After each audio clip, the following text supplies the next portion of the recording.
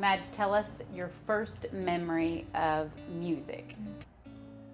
My first memories of music are sitting in my dad's green Acura and listening to 90s rock and Hot in Here by Nelly and just all that good 90s music. And I knew that I wanted to do music when I saw Pink Slip on the remake of Freaky Friday, and they were all like rocking out on their like sparkly, well, they didn't have that. I wanted the sparkly pink guitar, but I thought that was cool that they were like playing electric guitar, and so that was my first introduction to music. And also I really started getting into music when, after I moved to Nashville, I discovered movie scores, and I just really liked how they made me feel, and I wanted to make other people feel how I felt when I listened to that.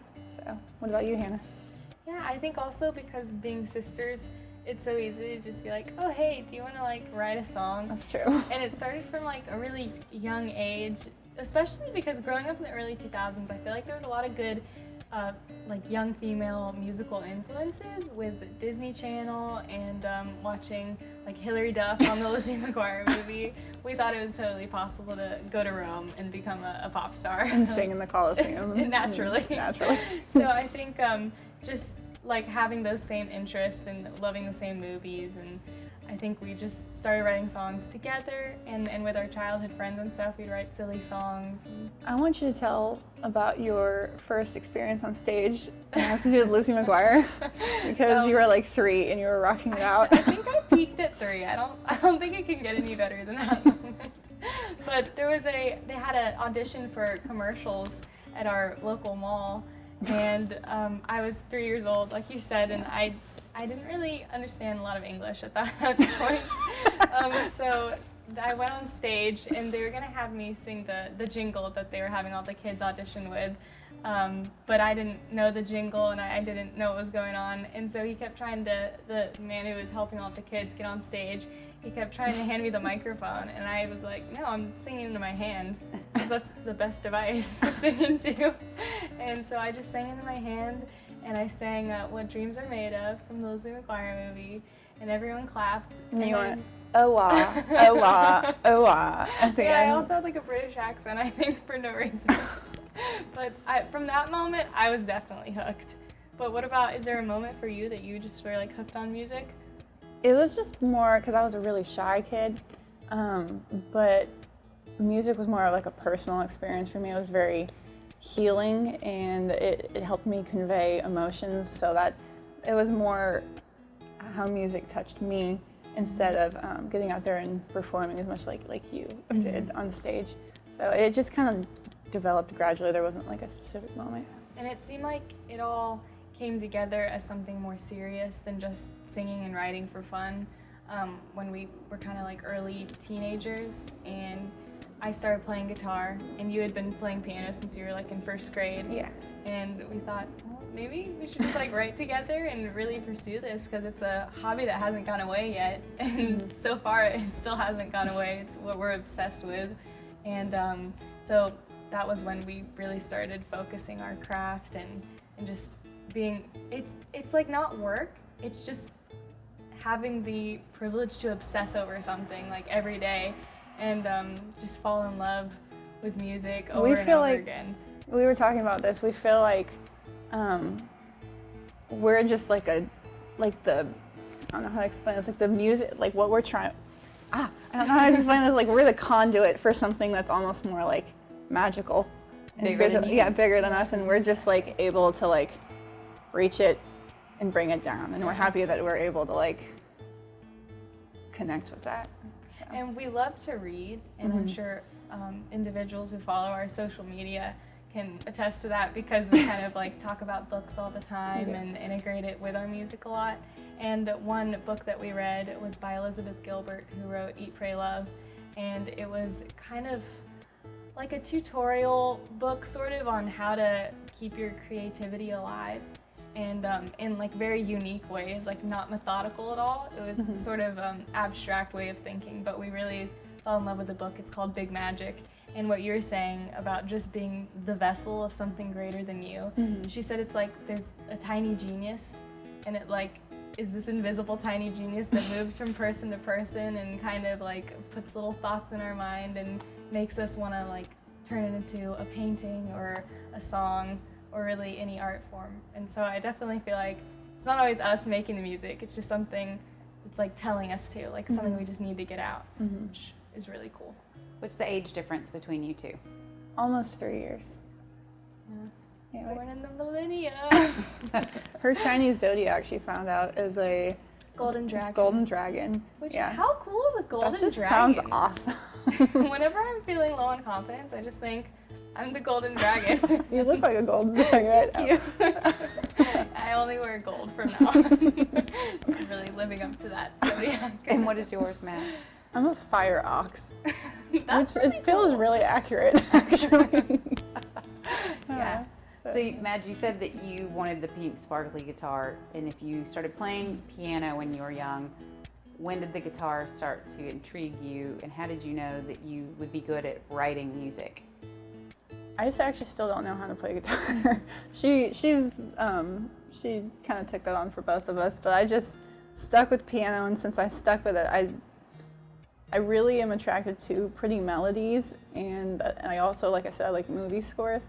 So I feel like the piano really, it let me tap into those really pretty melodies, and I don't know if I'll ever learn guitar. I want to try to learn guitar, but like I can't get past the calluses sometimes. But I really love piano. What was the first experience you can remember playing something that you wrote for your family? It was called Oceana, and it sounded like Nemo in the ocean.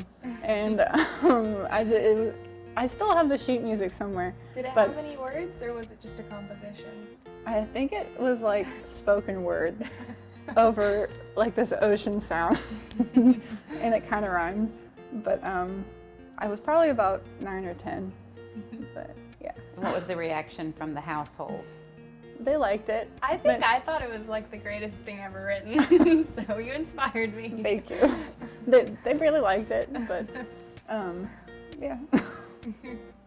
And also with piano, you learned 1,000 Miles by Vanessa Carlton. I did. You and your friend would have piano wars and be like, I can play 1,000 Miles the best. I was like, no, I can play it better than you. And I was totally wrong. She played it in the right key, but I played it in the key of C because it was easier. But and plus it sounded better on my voice that way. But yeah, we would have piano wars, and I totally thought I was the best. Yeah, we'd also had a karaoke machine, and you would always sing Man, I Feel Like a Woman by Shania Twain, and we'd dress up, and like we were obsessed with purses when we were kids because I think we saw like older women with purses and we wanted to grow up, obviously, just as fast as we could at that time. Now I want to slow down, but so we would like parade around and wear our purses on our shoulder and sing Shania Twain. I didn't really know what a prerogative was. Now I do. But I sang it like I knew it, so those are good times. Yeah. And we also had this really cool like makeshift stage in our basement. Yeah, our friends, I don't know how they got it, but up the street, but they moved and they gave it to us. So we had this really cool stage. It had like hot pink curtains too that you could open and close. Yeah. And we'd write little plays with our friends and then force all the parents to come watch us do our plays. And sometimes they were musicals. Yeah. Made it pretty interesting. It did. Interesting lyrics. So your house was definitely the cool house to hang out in. I'd like to think so, yeah. Yeah. When did you decide that you wanted to start performing more regularly for an audience, outside of just your friends and their families? I was probably 14. Yeah, I think after moving to Nashville, it's like you couldn't live in Nashville and not do music. And so we started playing actually here where we are, Two Old Hippies, because at like 10 and 13 we couldn't really play in the bars and stuff, and nor would we want to at that age.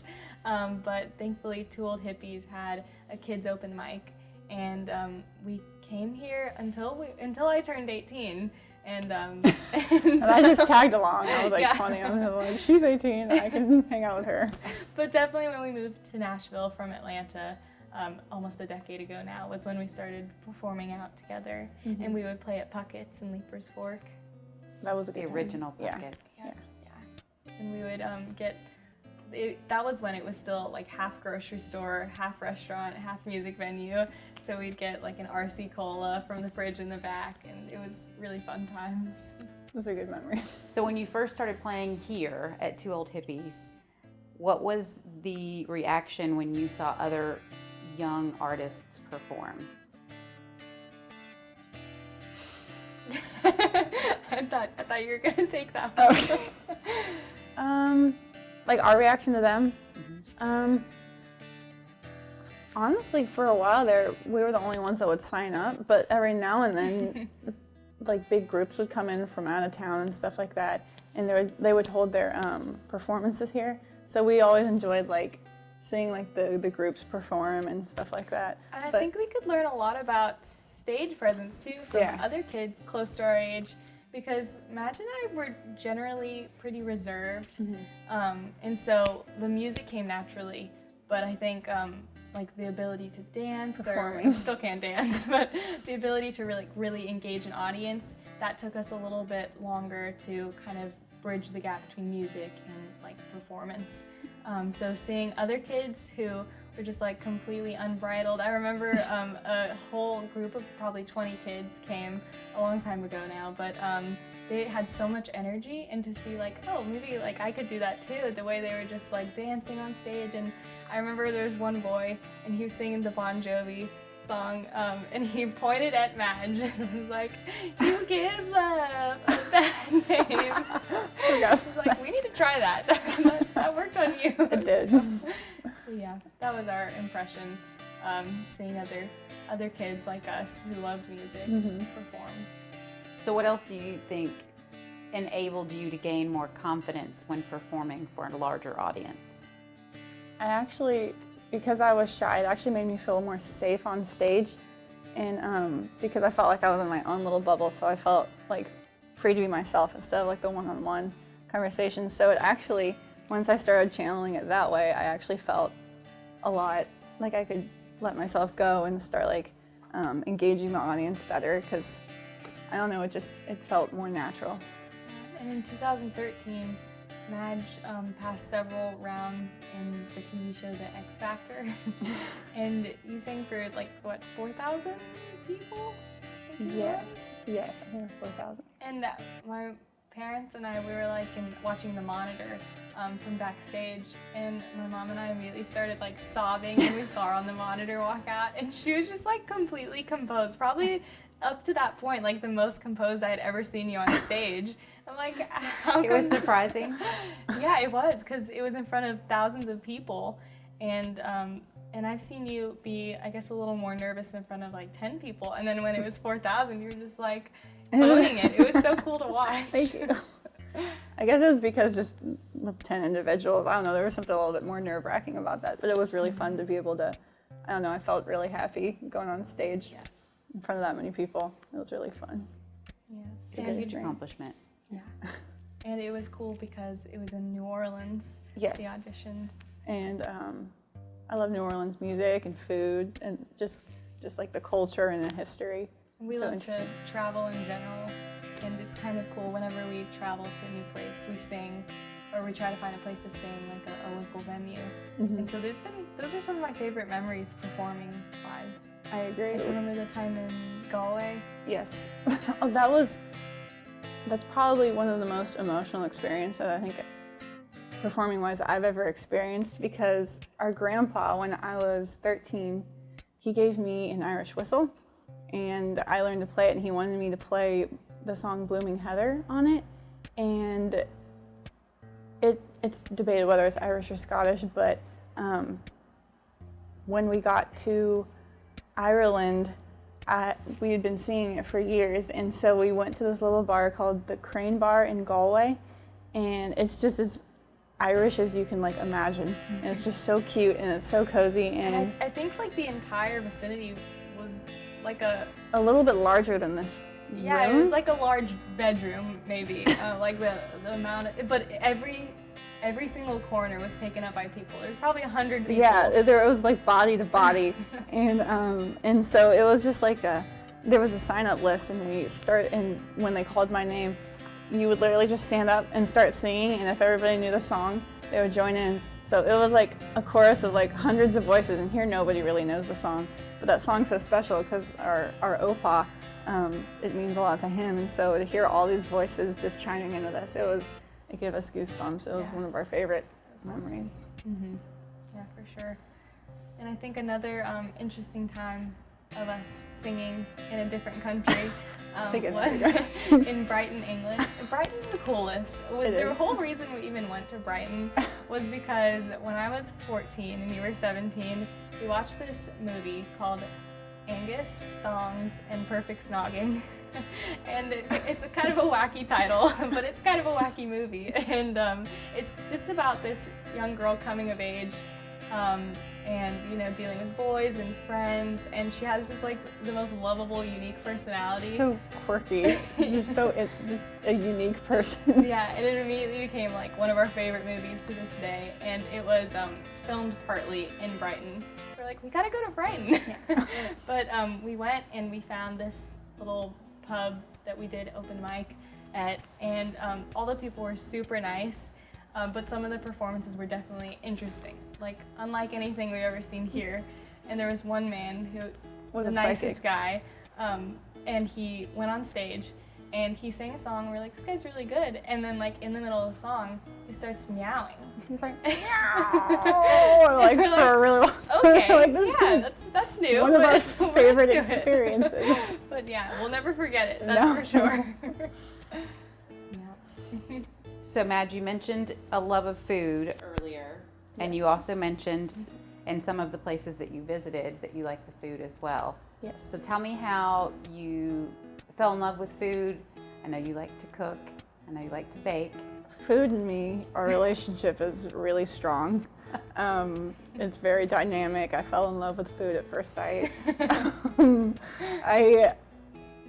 I've definitely come a long way because I used to be a very picky eater, but now I like trying all sorts of stuff, and especially now I just enjoy trying the more challenging recipes. And recently I did an apple bourbon cake, and I didn't think it was going to be that good, but I looked over at her face, and that was the best feeling I think of. It's just the most rewarding feeling because I look over and she didn't know I was looking at her, and she's just like, and then she looks at her food and she takes another bite. I'm just like, that's like the best feeling. But I think another reason we love Nashville so much is just because of the food culture. When people come, we're like, yeah, country music and like Civil War history and stuff like that, but we always take people on food tours. No matter what, Nashville just has great food. It does. And whenever we travel, I think my favorite, like when we go to New York City, we just eat our way through New York City. We don't even see the sights. We still haven't seen the Statue of Liberty. we just eat pizza and all the good. Oh, we had an amazing, was that a Thai restaurant that we went to? Yes. They had coconut sundaes with peanuts on top. And they shaved toasted coconut. And we recreated it when we got home, but it wasn't as good as... Not quite no. At that level. It's so good. So we need a Hanna and Madge tour of all of your favorite cities with your favorite eateries and open mic opportunities. We could do like a food tour, like combine food and music. That would be the best of both worlds. It would. Food, music, and books, yes. I feel like is our life. Yes, 3 favorite things. Yes. And we're during quarantine, we've been learning how to produce our own music, because in the past we have worked with other producers in the Nashville area, and anywhere from people who have been doing it a really long time and who are very skilled and professional to people who are just our friends, just hanging out, producing stuff. And when quarantine hit, that kind of stopped because, you know, you have to stay safe and healthy and you don't want to put anyone in danger. So we were like, let's just learn how to produce our own music. And so we have this little studio upstairs, and it's a tiny little room. It can only fit like our keyboard, the microphone, and a desk, and that's basically it. But we learned how to program our own sounds, and since doing that, we've started working on this project that we're really excited to release. It's coming out in early 2021. The whole idea behind it is that we took some of our favorite books, because we both love to read, and we sort of got into the minds of the characters, and every song on the EP, which is a about 6 songs total that are going to be on there, is from the viewpoints of characters in our favorite books. So we're really excited to work with the authors in promoting the EP and just to engage with a fan base that has the same love for reading that we do is really exciting. It is. It's kind of like when we're on Instagram and part of the Bookstagram community, we see all these awesome, the Bookstagram community is really awesome and supportive because like they just really appreciate the characters and they love everybody's interpretations of the characters. And so members sometimes do their interpretation of art based on the books, and we always love looking at fan art. Yeah, but neither of us can draw. No, we can't draw, so we're like, how can we show our appreciation? And so it was really fun to kind of dive into this book character inspired music, also based off of our experiences. And just What is the response from the authors that you've reached out to describe what you're contributing? Well, there was one song that is not on the EP that was actually released about a year ago, and it's called Mad Hatter, and it was inspired by one of our favorite author. Her name is Marissa Meyer, and she wrote the Lunar Chronicles and the Renegade series and Heartless. And this book Heartless. And what's really cool about Marissa Meyer is that she takes like classic fairy tales and then writes them her own way, like just completely makes a new character. Basically, and dives into like the backstories of characters that are familiar to mainstream culture. And so with the book Heartless, it's a retelling of Alice in Wonderland, but it's kind of about the Queen of Hearts backstory. So it starts with the Queen of Hearts being 17, and she's just like a super nice girl. She likes to bake too, which is like the baking imagery in the book is good. Yeah. So it's just, you'll have to read the book, but it's such a good and really fascinating way to like think about writing a book. Even is like taking a fairy tale that a lot of people know and then turning it into something else entirely. So I was really inspired by that novel. So I wrote Mad Hatter, and I reached out to Marissa, and she responded, and like we jumped for joy. We're twirling around the kitchen, and so she was kind enough to share the song with her following. And the responses that we got back, not only from the author herself, but from fans of the book, was just like awe-inspiring. To see so many people connect with it because they connected with the same novel that we did was just like another goosebump moment. And so that kind of started it, where we were like, we want to make like a whole collection of songs that are inspired by some of our favorite books. When you talked earlier about being a vessel to the creative talent that you've been given, how do you look back at when you first started listening to music, being moved by music, creating music, to now what you're doing with this amazing collaboration, really, with some authors that have inspired you? How do you look back at how you've transitioned through just this early phase of your life? Where do you see it going next? I think when we started, we weren't really sure where the music would take us. And it's like any job or any hobby that you have, it's a lot of trial and error, and there's going to be heartbreaks when things don't work out the way you plan them to. But then there's always those shining moments that just keep you obsessed with it. And so I think, like, looking back over the past 5 years, 10 years, and seeing where music has taken us, it's kind of cool to like think about me when I was 14, and my perception of music then was so different from what it is now. And I feel like I've learned a lot, that the music industry has so many different components, from just like the fashion and how the outside looks to like who you know. And I think what I've really learned, and what I find important to remind myself every day doing music, is that just keep it about the music. Like that's the thing that made you want to do this in the first place. And so just like make time to sit down with a guitar or piano and just fall in love with writing and the melodies all over again. And when you just focus on the music, and most importantly the way it connects with other people, which is the exciting part, then like I'd never want to give it up. It's the only thing I want to do. And I think you can agree. No, I agree with her. I think it's so important to also realize that like how much about the music it is, and not get sidetracked and not compromise yourself on your journey to really realizing your musical potential, and always realizing that you'll find your niche. It's not the same for everybody. And that it doesn't happen immediately, because when we first started, we would like, the first song we wrote, we were like, this is the one, this is a hit. And it would be like a 7-minute ballad about like 14 different topics. Like the one about the old man snoring or whatever. Yeah, I did write, we wrote that song about an old man snoring. It rhymed with boring, so there you go. But I think hanging in there, like you said, and just like keep on doing it, because eventually there's gonna be that moment where it clicks and you feel it. And especially that's what's so special about doing it together as sisters, is because we can share that joy with each other. Because joy is like not joy if it's only your joy. No, I agree. When you have the ability to for us, when we're producing a song or when something like really cool happens, we're like, oh, I love that percussion. It's just like the best to like look at her and she's all happy and I'm all happy, and that's just, I think it's the coolest. I think it's the coolest feeling in the world. Yeah.